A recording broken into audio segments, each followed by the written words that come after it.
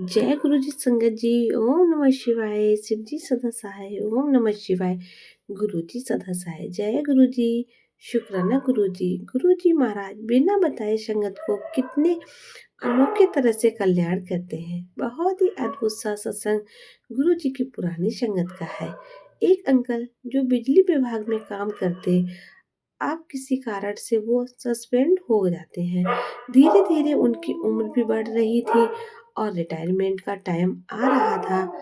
अब वो रिटायर होते तो की पोस्ट से होते, काफी पैसे भी मिलते।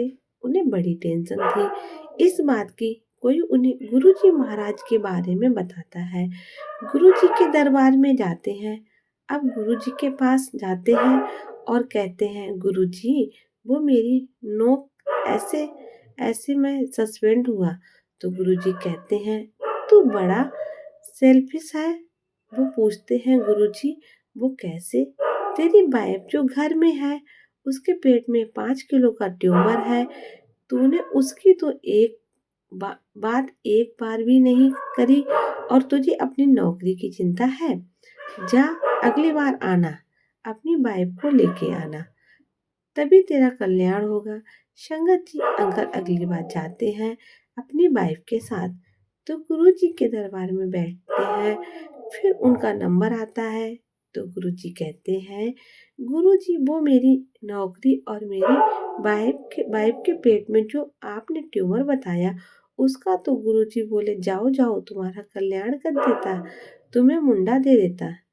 तो संगत अंकल कहते हैं, नहीं नहीं गुरुजी, आप गलत समझ रहे हैं। हमें मुंडा नहीं चाहिए, हमारे तो पहले से है बेटा।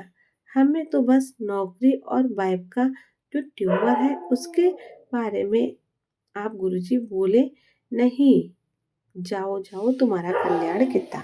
अब अंकल बाहर आ जाते हैं बढ़िया समझ में कि हम तो गुरुजी को कुछ और ही पूछ रहे हैं, गुरुजी कुछ और बता रहे हैं। गुरुजी वहां पर गुरुजी के सेवादार रघुवीर अंकल थे। तो रघुवीर अंकल ने से कहते हैं कि गुरुजी को कुछ समझ में नहीं आई। संगत जी नहीं रहे, समझ ही नहीं रहे हैं हम क्या कह रहे हैं। और वो कह रहे हैं तुम्हें मुंडा देता। तो रघुवीर अंकल कहते हैं कि अंकल अगर गुरुजी को समझ नहीं आती तो 70 किलोमीटर दूर बैठी उन आपकी वाइफ के पेट में 5 किलो का ट्यूमर है, आप कैसे बता पाते? समझ आपको नहीं आ रही है। अगर वो कह रहे हैं कल्याण कितना, तो आपका कल्याण हो गया है। आप जाओ, अगर फिर भी आपके मन में है तो आप हफ्ते बाद फिर आना।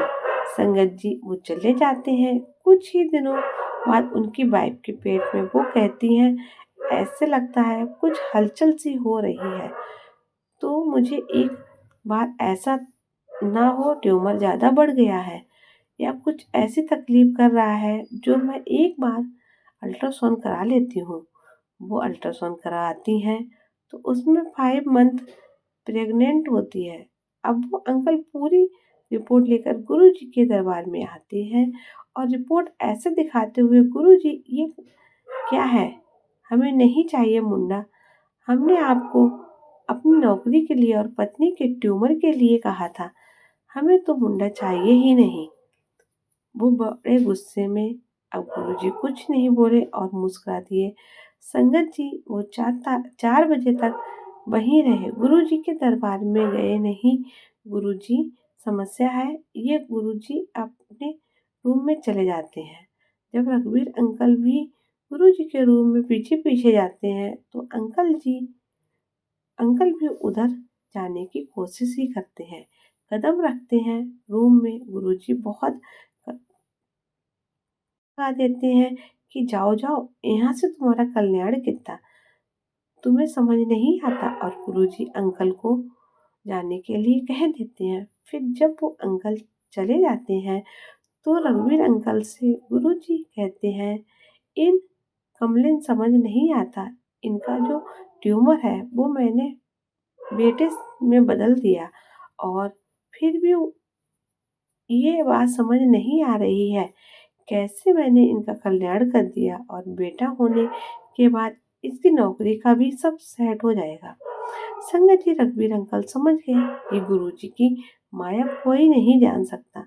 अब रघुवीर अंकल बाहर आए तो वो अंकल अपने शूज पहन के बाहर रोड क्रॉस कर रहे थे।